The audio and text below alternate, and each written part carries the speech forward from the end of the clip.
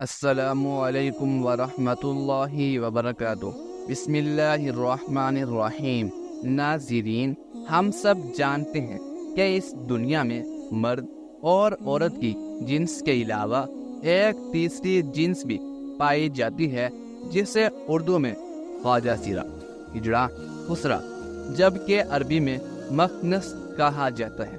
اب سوال یہ پیدا ہوتا ہے کہ اللہ پاک نے قرآن کریم میں اشرف المخلوقات میں شامل اس تیسرے جنس کو کیوں مخاطب نہ کیا؟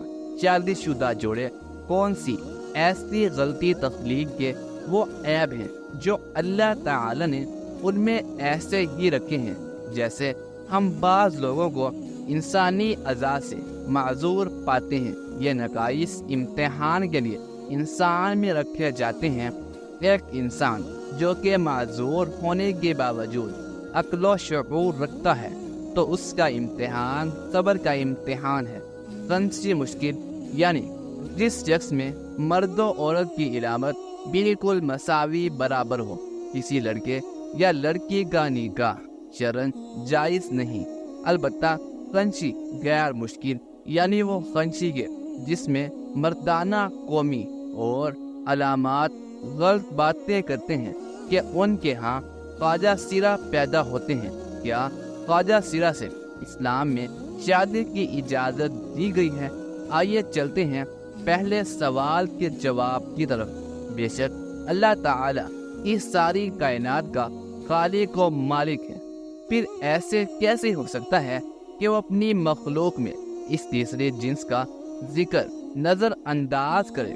یہ محض ایک غلط فہمی ہے جو کہ مذہبی اور معاشرتی اکابرین نے ہمارے اندر پیدا کی ہوئی ہیں۔ آئیے اس مسئلے کے حل کے لیے مشہور سائنسدان ہیری کلائن فلٹر کی تحریر کو دیکھتے ہیں۔ اس نے ایک بیماری دریافت کی جس کا نام اس نے یعنی کرائمن فلٹر سنڈروم رکھا۔ اس بیماری کے مطابق مرد اور عورت کی طرح خواجہ سیرہ کو تیسری جنس نہیں ہے، بلکہ یہ ایک جسمانی بیماری ہے۔ اللہ تعالی نے انسان کو مرد اور عورت کے ہی روپ میں پیدا کیا ہے، لیکن جس طرح دیگر پیدائشی بیماریوں کی وجہ سے بچہ اندھا، گنگا اور بہرا پیدا ہو سکتا ہے، تو اسی طرح کروموسومز ایکس اور وائی کی تعداد کے عدم مطابقت کی وجہ سے بچے کی جنس کا تعین بھی نہیں ہوتا، جس سے بچہ پیدائشی طور پر اب نارمل پیدا ہو جاتا ہے۔ ہر انسان میں 23 کروموسومز کے جوڑے پائے جاتے ہیں اور ہر جوڑا 2 کرومیٹین پر مشتمل ہوتا ہے۔ اس طرح مجموعی طور پر ایک انسان میں 46 کرومیٹین پائے جاتے ہیں۔ بعض اوقات کروموسوم کی تبدیلی کے وقت مردوں میں ایک زائد کرومیٹین ایکس پیدا ہوتا ہے۔ اس طرح مردوں میں 46 کی بجائے 47 کرومیٹین پائے جاتے ہیں۔ سائنسدانوں کے مطابق ہر 500 میں سے ایک مرد یہ 47 کروموٹون پیدا کرتا ہے، اور بچے کی پیدائش کے وقت اگر یہی 47 کروموٹون کو باپ کی طرف سے ایکس ایکس یا ایکس وائی کی شکل ہوتا ہے، یہاں پر بات واضح کر دیں کہ ماں کی طرف سے ہر صورت میں ایک ہی کرومیٹین ایکشن آتا ہے، جبکہ باپ کی طرف سے ایکس اور وائی دونوں میں سے کسی ایک نے آنا ہوتا ہے۔ لیکن اگر بدقسمتی سے باپ کی طرف سے ماں کو دونوں ایکس اور وائی کرومیٹین مل جائیں تو پھر وہ ماں کے ایکس کے ساتھ مل کر ایک ایسا بچہ پیدا کرتے ہیں کہ جس کی ساری زندگی سزا بچے اور ماں کو دی جاتی ہے، جبکہ یہ تحفہ تو باپ کا ہوتا ہے۔ لیکن اسلامی نقطہ نظر سے امام ابو الفریح توسی کتاب تحریر الفوائش میں حضرت ابن عباس رضی اللہ تعالی عنہ سے ایک روایت نقل کرتے ہیں۔ حضرت ابن عباس رضی اللہ تعالی عنہ نے فرمایا کہ ہجڑے جنات کی اولاد ہیں۔ کسی نے حضرت ابن عباس رضی اللہ تعالی عنہ سے دریافت کیا کہ یہ کیسے ہو سکتا ہے، تو آپ رضی اللہ تعالی عنہ نے فرمایا کہ اللہ تعالی اور اس کے رسول حضرت محمد مصطفیٰ صلی اللہ تعالی علیہ وآلہ وسلم نے آدمی کو حالت حیض میں بیوی سے مباشرت کرنے سے منع کیا۔ جب آدمی حالت حیض میں بیوی کے پاس آتا ہے تو شیطان عورت کی طرف آدمی سے پہلے ہی پہنچ جاتا ہے۔ اس لیے ہمارے پیارے نبی حضرت محمد مصطفیٰ صلی اللہ تعالی علیہ وآلہ وسلم نے فرمایا کہ جب تم میں سے کوئی اپنی بیوی کے پاس جائے تو دعا پڑھ لیا کرے، اور وہ دعا ہے اللہ تعالی کے نام کی مدد سے، اے اللہ ہمیں شیطان سے محفوظ رکھ اور ہمارے اولاد کو بھی شیطان کے شر سے محفوظ فرما۔ اس طرح شیطان انسان کو کوئی نقصان بھی نہیں پہنچا سکتا۔ قرآن کریم کی سورۃ الشورى میں اللہ تعالی اپنی حاکمیت بیان کرتے ہوئے ارشاد فرماتا ہے کہ بے شک اللہ آسمان اور زمین کی حکومت اللہ ہی کے لیے ہے، وہ جو چاہتا ہے کرتا ہے، وہ جسے چاہتا ہے بیٹے عطا کرتا ہے اور جسے چاہتا ہے بیٹیاں، اور جسے چاہتا ہے ملا جلا کر عطا کرتا ہے، اور وہ جسے چاہتا ہے بے اولاد رکھتا ہے۔ وہ تو جاننے والا اور قدرت والا ہے۔ ہمارا یہ ایمان ہے کہ اللہ تعالی ہر چیز کا مالک ہے، وہ جو چاہتا ہے کرتا ہے اور کسی پر ظلم نہیں کرتا۔ آئیے اب تیسرے سوال کا جواب دیتے ہیں کہ ہجڑے سے شادی کی جا سکتی ہے یا نہیں۔ بات یہاں یہ ہے کہ ہجڑے کوئی الگ مخلوق نہیں ہے، بلکہ وہ بھی انسان ہی ہیں۔ قلبی اوصاف کے اعتبار سے ان میں سے بعض مردانہ اوصاف سے محروم ہوتے ہیں اور بعض زنانہ اوصاف سے۔ یہ انسان کی تخلیق کے وہ عیب ہیں جو اللہ تعالی نے ان میں ایسے ہی رکھے ہیں، جیسے ہم بعض لوگوں کو انسانی اعضاء سے معذور پاتے ہیں۔ یہ نقائص امتحان کے لیے انسان میں رکھے جاتے ہیں۔ ایک انسان جو کہ معذور ہونے کے باوجود اگر کامل عقل و شعور رکھتا ہے تو اس کا امتحان صبر کا امتحان ہوتا ہے۔ پنچی مشکل یعنی جس شخص میں مرد عورت کی علامت بالکل مساوی برابر ہو، کسی لڑکے یا لڑکی کا نکاح شرعاً جائز نہیں۔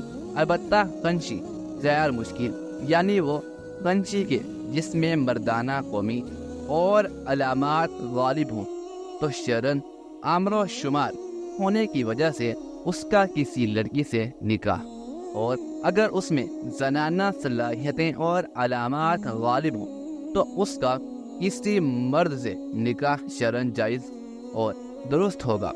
ایک دفعہ ایک شخص باب العلم امیر المؤمنین حضرت علی کرم اللہ وجہ الکریم کی بارگاہ میں حاضر ہوا اور عرض کرنے لگا، اے امیر المؤمنین رضی اللہ تعالی عنہ، میرا بھائی اے خواجہ سرک محبت میں گرفتار ہو گیا۔ جب ہم نے اس کو اس مکروہ عمل سے باز رکھنے کی کوشش کی تو اس نے اس ہجڑے سے شادی کر لی ہے۔ اب آپ بتائیے کیا یہ نکاح جائز ہے؟ جب یہ معاملہ حضرت علی رضی اللہ تعالی عنہ کے سامنے پیش کیا گیا تو آپ رضی اللہ تعالی عنہ نے خواجہ سرہ سے ایک دریافت کیا کہ کیا تمہاری مشابہت مرد کی طرح ہے یا عورت جیسی ہے؟ خواجہ سرہ نے بتایا کہ مجھ میں مرد اور عورت دونوں کی خصوصیت پائی جاتی ہیں، مجھے ماہواری بھی آتی ہے اور میں مردوں کی طرح بھی زندگی گزارتا ہوں۔ ایک دفعہ یہودیوں کی ایک جماعت حضرت علی رضی اللہ تعالی عنہ کے پاس آئی اور وہ حضرت علی کرم اللہ وجہ الکریم کے علم اور دانائی کے مقام سے واقف تھے۔ وہ نادان یہ سوچ کر آئے تھے کہ اگر کسی طریقے سے وہ حضرت علی رضی اللہ تعالی عنہ کو علمی بنیاد پر شکست دے دیں تو اس سے مسلمانوں کو شرمندگی ہوگی اور ہر طرف سے ہمارا ڈنکا بجنے لگے گا۔ اس یہودی جماعت نے یہ بھی منصوبہ بنایا کہ ہم نہ صرف آپ رضی اللہ تعالی عنہ سے سوال کریں گے بلکہ آپ رضی اللہ تعالی عنہ سے سوال آپ کی کتاب یعنی قرآن مجید سے نہیں بلکہ اپنی کتاب یعنی تورات سے کریں گے۔ اس جماعت نے من ہی من میں یہ سوچ لیا تھا کہ اگر حضرت علی رضی اللہ تعالی عنہ ہماری شرائط کے مطابق تورات سے جواب دینے پر راضی ہو بھی جاتے ہیں تو یہی ہماری جیت ہوگی۔ لیکن کیسے؟ ناظرین، یہودیوں کی اس جماعت کا ماننا کچھ یوں تھا کہ حضرت علی رضی اللہ تعالی عنہ بہرحال حضرت محمد مصطفیٰ صلی اللہ تعالی علیہ وآلہ وسلم کے ماننے والے ہیں، اور حضرت محمد مصطفیٰ صلی اللہ تعالی علیہ وآلہ وسلم پر قرآن پاک نازل ہوا، تو یہ بات ممکن نہیں کہ حضرت علی رضی اللہ تعالی عنہ کسی صورت تورات کے سوالوں کا جواب تورات سے ہی دے سکیں۔ ناظرین، یہودیوں کی اس جماعت کا سربراہ جس کا نام راس الجالوت، اس کی زیر قیادت یہ جماعت حضرت علی رضی اللہ تعالی عنہ کے پاس آئی۔ راس الجالوت بولا، اے علی رضی اللہ تعالی عنہ، ہم لوگوں نے آپ کے علم کا بہت چرچا سنا ہے۔ حضرت علی کرم اللہ وجہ الکریم مسکرا کر بولے، تو کیا اس بات کی تصدیق کرنے آئے ہو؟ راس الجالوت بولا، ہم آپ رضی اللہ تعالی عنہ سے چند سوالات کریں گے۔ آپ رضی اللہ تعالی عنہ کو ان سوالوں کا جواب ہماری کتاب تورات سے دینا ہوگا، اور اگر آپ نے سب کے سامنے ہمارے سوالوں کے جواب دے دیے تو ہم آپ رضی اللہ تعالی عنہ کو باب العلم مان لیں گے۔ حضرت علی کرم اللہ وجہ الکریم نے مسکرا کے جواب دیا، میں فی الحال اس بات سے بالکل غافل ہوں کہ تم لوگ کیا سوالات کرو گے اور تم کیا سوچ کے آئے ہو۔ اگر میں تمہارے سوالوں کے جواب دینے میں کامیاب ہو گیا تو کیا تم لوگ دین اسلام قبول کرو گے؟ یہودی اس بات پر آمادہ ہو گئے کہ اگر ان کے تمام سوالوں کے جواب انہیں تورات سے مل گئے تو وہ یہودی مذہب چھوڑ کر اسلام قبول کر لیں گے، اور یہ اس بات کی دلیل ہوگی کہ جن سے آپ نے علم سیکھا ہے وہ یقیناً اللہ تعالیٰ کی طرف سے بھیجے گئے سچے نبی ہیں۔ ناظرین، اب تمام معاملات طے پا چکے تھے اور پورا مجمع خاموش ہو کر بیٹھ چکا تھا۔ سوالوں کا سلسلہ شروع ہوا۔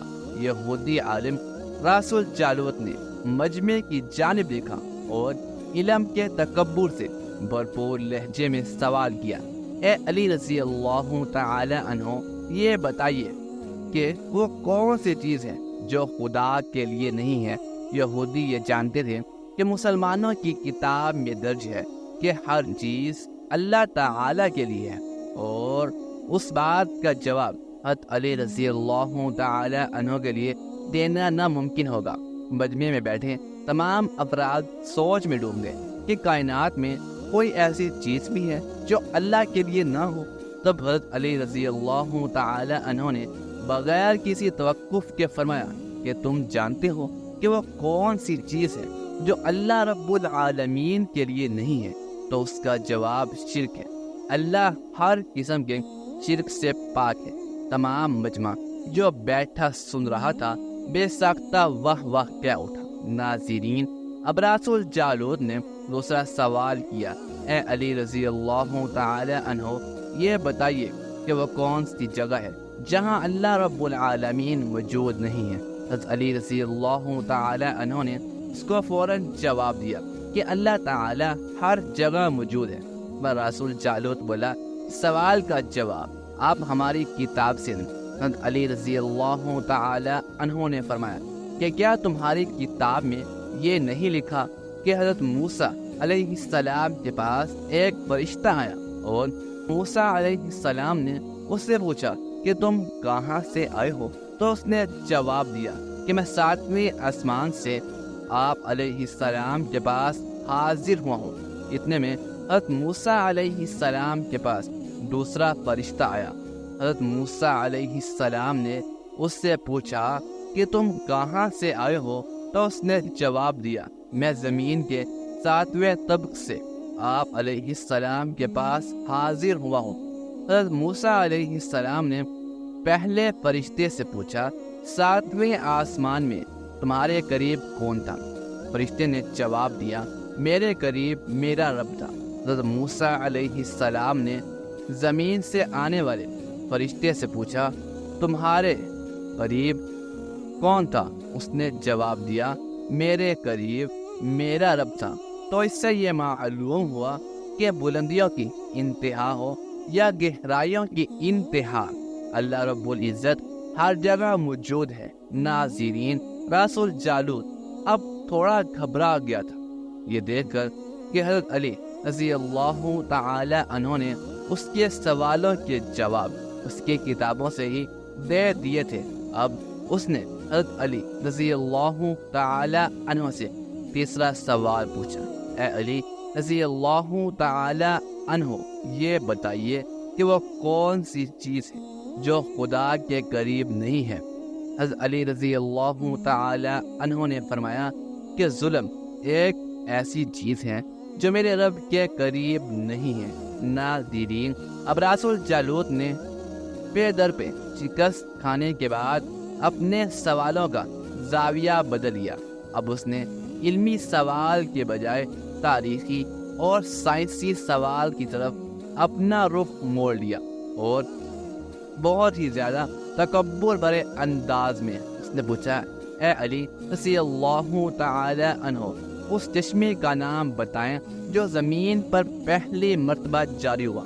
حضرت علی رضی اللہ تعالی عنہ بولے، اس چشمے کو چھوڑو، پہلے بتاؤ کہ تمہارے دل میں کیا ہے، اور تمہارے دل میں یہ ہے کہ وہ چشمہ بیت المقدس کی ایک چٹان کے نیچے ہے۔ رسول جالوت کے منہ سے بے ساختہ ہاں نکلا تو حضرت علی رضی اللہ تعالی عنہ بولے کہ آج اپنی اصلاح کر لو، کیونکہ زمین پر بہنے والا پہلا چشمہ وہ نہیں جسے تم لوگ سمجھتے ہو، بلکہ زمین پر بہنے والا پہلا چشمہ وہ ہے جس سے حضرت خضر علیہ السلام نے پانی پیا، اور یہی وہ چشمہ ہے جس سے آب حیات جاری ہوا۔ رسول جالوت اب مزید گھبرا گیا تھا۔ اس نے اس گھبراہٹ میں حضرت علی رضی اللہ تعالی عنہ سے ایک اور تاریخی سوال کیا، اے علی رضی اللہ تعالی عنہ، یہ بتائیے کہ وہ کون سا پتھر ہے جو آسمان سے پہلی دفعہ اتارا گیا؟ حضرت علی رضی اللہ تعالی عنہ نے جواب دینے سے پہلے ایک جملہ کہا، یقیناً تم لوگوں کے ذہنوں میں پہلا پتھر وہ ہے جو بیت المقدس میں نصب ہے، لیکن تم اس بات کو کیوں بھول جاتے ہو کہ خانہ کعبہ بیت المقدس سے کہیں پرانا ہے، اور حجر اسود اسی وقت نصب کیا گیا جب خانہ کعبہ پہلی دفعہ تعمیر ہوا تھا، اور وہی پہلا پتھر ہے۔ یہودی آپ رضی اللہ تعالی عنہ کے جوابات سن کر ہمت نہ کر سکے کہ انہیں غلط قرار دے، کیونکہ آپ رضی اللہ تعالی عنہ ان کے جوابات انتہائی دلیل کے ساتھ دے رہے تھے اور ان کی اصلاح بھی کرتے جا رہے تھے۔ اب رسول جالوت نے ایک سائنسی سوال پوچھا۔ اس نے پوچھا، یہ بتائیے کہ وہ کون سی چیزیں ہیں جو مسلسل کم اور زیادہ ہوتی رہتی ہیں؟ حضرت علی رضی اللہ تعالی عنہ بغیر کسی توقف کے بولے کہ تم اپنے سال پر غور کرو تو تمہیں خود ہی اس سوال کا جواب مل جائے گا۔ رسول جالوت نے پوچھا، وہ کیسے؟ آپ رضی اللہ تعالی عنہ نے فرمایا، کوئی دن اگلے دن کے برابر نہیں ہوتا، اسی طرح گزشتہ رات اگلی رات کے برابر نہیں ہوتی۔ یہی وہ دو چیزیں ہیں جو مسلسل کم اور زیادہ ہوتی رہتی ہیں۔ رسول جالوت نے جواب سن کر حضرت علی رضی اللہ تعالی عنہ سے ایک اور سوال کیا کہ زندہ رہنے کی پہچان سانس لینا ہے۔ کیا کائنات میں کوئی چیز ایسی بھی ہے جو سانس لیتی ہے مگر زندہ نہیں؟ حضرت علی رضی اللہ تعالی عنہ نے فرمایا کہ صبح جب نکلتی ہے تو سانس لیتی ہے، हालांकि सुबह के पास न रूह है न जान। ये सुनकर वो जल्दी जल्दी बोला, अच्छा यह बताइए कि दुनिया में वो कौन सी जगह है जहाँ सूरज की किरणें एक दफ़ा तो पड़े लेकिन दोबारा उस जगह कभी सूरज की किरणें नहीं पहुँच सकती। हज़रत अली रज़ी अल्लाह ताला अन्हु ने फरमाया, हाँ ये समंदर की वो जगह है जहाँ से हज़रत मूसा अलैहिस्सलाम और उनकी कौम गुजरी थी, और समंदर अल्लाह ताला के हुक्म से 2 हिस्सों में तकसीम हो गया था। बस उस काफिले के गुजरते हुए सूरज की किरणें उस जगह ज़रूर पड़ी थी, लेकिन उसके बाद सूरज की किरणें कभी भी वहाँ नहीं पहुँच सकी। नाज़रीन, जवाब पाते ही उसने हज़रत अली रज़ी अल्लाह ताला अन्हु से फिर उस सवाल किया कि ये बताएं कि वो कौन सी 2 चीज़ें हैं जो हमेशा गायब रहती हैं, और वो कौन सी 2 चीज़ें हैं जो हमेशा हाजिर रहती हैं। हज़रत अली रज़ी अल्लाह ताला अन्हु ने फरमाया कि आसमान और ज़मीन की तरफ देखो, ये दोनों तुम्हें कभी गायब नज़र नहीं आएंगे, ये दोनों हमेशा हाजिर रहती हैं। और मौत और ज़िंदगी को ढूंढो तो तुम्हें उनके बारे में कभी पता नहीं चलेगा कि वो कहाँ हैं और कब आ जाती हैं। और अगला सवाल रासुल जालूत ने यह किया, क्या अली रज़ी अल्लाह ताला अन्हु ये बताइए कि वो कौन सी चीज़ जिसका खालिक खुद अल्लाह है मगर उसके बारे में वो सवाल भी करता है। हज़रत अली रज़ी अल्लाह ताला अन्हु बोले, हज़रत मूसा अलैहिस्सलाम के असा का खालिक खुद अल्लाह ताला है, और उस असा के बारे में उसने खुद हज़रत मूसा अलैहिस्सलाम से सवाल भी किया और पूछा कि मूसा अलैहिस्सलाम, आप अलैहिस्सलाम के हाथ में ये क्या है। फिर उसने अगला सवाल किया कि बैतुल्लाह का तवाफ तोज़ी हयात करते हैं, लेकिन बेजान चीज़ के बारे में बताएं जिसने बैतुल्लाह का तवाफ किया। हज़रत अली करमल्लाहु वजहुल करीम बिला तकव्वुफ बोले कि कश्ती नूह एक ऐसी बेजान चीज़ है जो तूफ़ान के दौरान उस मुकाम पर पहुंची जहां बैतुल्लाह है। उसने उसके गिर्द 7 चक्कर लगाए। रासुल जालूत ने बाबुल इल्म हज़रत अली रज़ी अल्लाह ताला अन्हु से कई सवाल किए, मगर तमाम के जवाब आप रज़ी अल्लाह ताला अन्हु ने बिल्कुल ठीक ठीक बिला तकव्वुफ दिए। तो मजमे में बैठे हुए एक यहूदी बोला कि हज़रत, दुनिया में हर शख्स सोच के जवाब देता है, लेकिन आप रज़ी अल्लाह ताला अन्हु तो हर सवाल का जवाब बिला तकव्वुफ दे रही हैं। हज़रत अली रज़ी अल्लाह ताला अन्हु ने उस सवाल के बदले उस यहूदी से सवाल एक किया कि बताओ तुम्हारे हाथ में कितनी उंगलियां हैं। उसने फौरन जवाब दिया 5। हज़रत अली रज़ी अल्लाह ताला अन्हु ने फरमाया, तूने भी तो फौरन मेरे सवाल का जवाब दे दिया। उस यहूदी ने कहा, या अली रज़ी अल्लाह ताला अन्हु, ये कैसी बात हुई। मुझे मालूम है कि मेरे हाथ में 5 उंगलियां हैं। यह सुनकर हज़रत अली रज़ी अल्लाह ताला अन्हु मुस्कुराते हुए कहा, मुझे भी ये सारे इल्म ऐसे ही मालूम हैं जैसे तुझे ये मालूम है कि मैं 5 उंगलियां हैं। ये सुनकर हज़रत अली रज़ी अल्लाह ताला अन्हु ने मुस्कुराते हुए कहा, मुझे ये सारे इल्म ऐसे ही हैं जैसे तुझे ये मालूम है कि तेरे हाथ में 5 उंगलियां हैं। यहूदी नादान नहीं जानते थे कि बाबुल इल्म के पास कायनात के राज़ों का इल्म है, लेकिन जब उन्हें तमाम सवालात के जवाबात ठीक ठीक मिल गए तो रासूल जालूत समेत तमाम गिरोह ने कलमा पढ़ा और सब के सब दायरा इस्लाम में दाखिल हो गए। एक दफ़ा एक शख्स ने वसीयत की कि उसके 17 ऊँट उसके 3 बेटों में इस तरह तकसीम किए जाएं कि मेरे बड़े बेटे को कुल तादाद से आधे ऊँट मिले, मंझले को कुल तादाद का 3रा हिस्सा, जबकि सबसे छोटे बेटे को کل تعداد کا 9واں حصہ ملے، اس شخص کے فوت ہو جانے کے بعد شاہی بر کے صاحبان دانش بیٹھ کر سوچتے رہے کہ وصیت کے مطابق اونٹوں کی تقسیم کیسے کی جائے۔ بہت سوچ بچار کے بالآخر انہوں نے حضرت علی رضی اللہ تعالی عنہ کے پاس جانے کا فیصلہ کیا۔ مسئلہ حضرت علی رضی اللہ تعالی عنہ کے پاس جانے کا فیصلہ کیا۔